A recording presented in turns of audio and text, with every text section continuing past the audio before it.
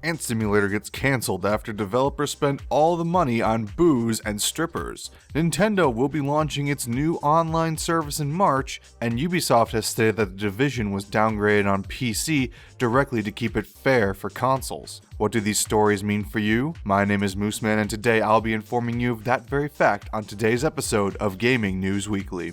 In an extremely bizarre announcement video, Ant Simulator developer Eric Tarashinsky has announced that the development of Ant Simulator would cease after reportedly ex-business partners spent a majority of their Kickstarter and investment money on liquor, restaurants, and strippers. It's extremely unfortunate that this happened, but I can't help but laugh about the situation because it represents a hyperbole of what's been happening to a growing number of Kickstarted games. When someone decides to make a game through Kickstarter, or even just regularly develop a game as an indie studio, they are doing so without the knowledge, experience, and responsibility that is normally commonplace in a professional AAA studio. Not having responsibility to investors is important to indie games because it allows more creative freedom, but it also results in a huge number of failed games and wasted money because of the unprofessional environment that is inherent in these type of studios. An indie studio can't afford an accountant, a human resources manager, or any number of other positions that remove the burden of trust and responsibility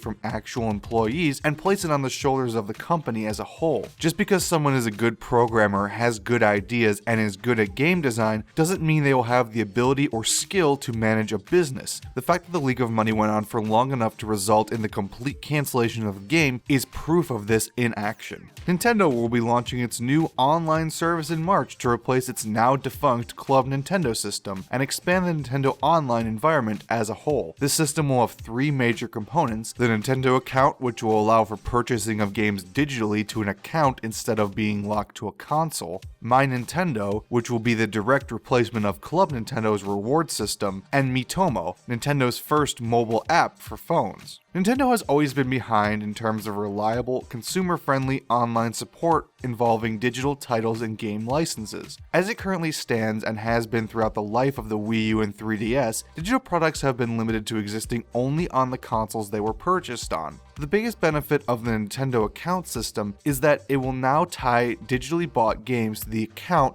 rather than the physical console that can be lost, stolen, or damaged. As a primarily PC gamer, while I still buy my Wii U titles digitally, it will be nice to know that I will still be able to access my collection even after my current Wii U's eventual death, as is with my Steam games. My current Wii U is the second one I own, and having been through the process of transitioning digital licenses between consoles, I am aware of how much of a nightmare that currently is. Overall, the creation of a single dedicated account will be a positive change for Nintendo, but it's a pity that it had to arrive a decade behind schedule. My Nintendo will function similarly to Club Nintendo, but use the new Nintendo account system instead of requiring a separate login. The one major difference between Club Nintendo and the new My Nintendo is that My Nintendo also includes a free point system in addition to the purchase-based reward point system. The free point system will allow users to get downloadable content such as 3DS themes and will be gained through using Nintendo phone apps like Miitomo and other unspecified conditions. Miitomo's content, however, is still a mystery, with the announcement not being specific as to what Miitomo actually is, other than an app turning communication among friends into a form of play. I'm not exactly excited for Miitomo specifically, but rather I'm excited to see what it's capable of to better guess what upcoming apps like Pokemon Go will be like. Nintendo has rarely stepped out of their shell to expand onto other devices, so hopefully Miitomo allows Nintendo the opportunity to test things out before transitioning some of their legendary first-party titles to a smartphone environment. A Ubisoft developer was quoted this week saying that the PC version of Division was held back to keep things fair for consoles. This was brought to light during a Q&A session on the Team Epiphany YouTube channel earlier this week. While I dislike Ubisoft and have actively boycotted them for over a year now over their business practices, this quote is being taken far out of context and to an extreme degree in relation to the actual scope of what was said. So let's take a listen to the actual quote that people are up in arms about. This is completely off topic, I guess, but as a game dev, do you guys ever get like restricted based on consoles, like as far as what you can do, just because it's like we know we can do this on a PC but we have to make a game for consoles too? It is definitely a benefactor in it, but one good thing about the Division is we've always considered the PC as a separate platform. I've worked on projects before that the PC versions are ports from a console, so it carries that limitations over, but we've always been in the mind that we'll have a dedicated PC build, so it hasn't really held it back too much. That's awesome. We do have to kind of keep it in check with the consoles. It'd kind of be unfair just to push it so far away from them, but it's been good having a dedicated PC build for this game.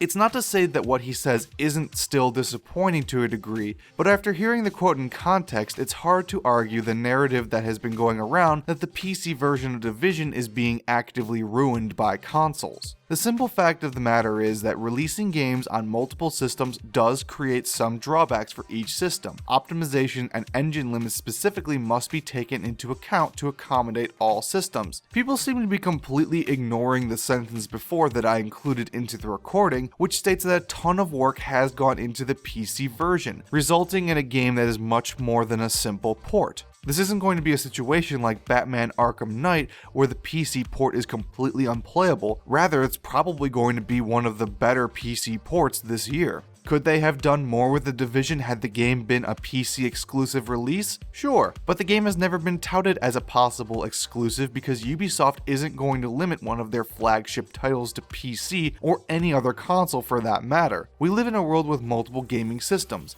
and until that changes, AAA games will have to accommodate the systems as best they can. That's it for this week, but don't forget to like and subscribe so on the off chance I actually manage to stick to the weekly releases, you can be sure to get the latest news, reviews, and other gaming commentary. This episode is quite a few months ahead of the last one, but you may still want to check out some of the older episodes, like the one talking about Congress allowing the bypassing of DRM, or this one talking about the journey of the light scam on Steam.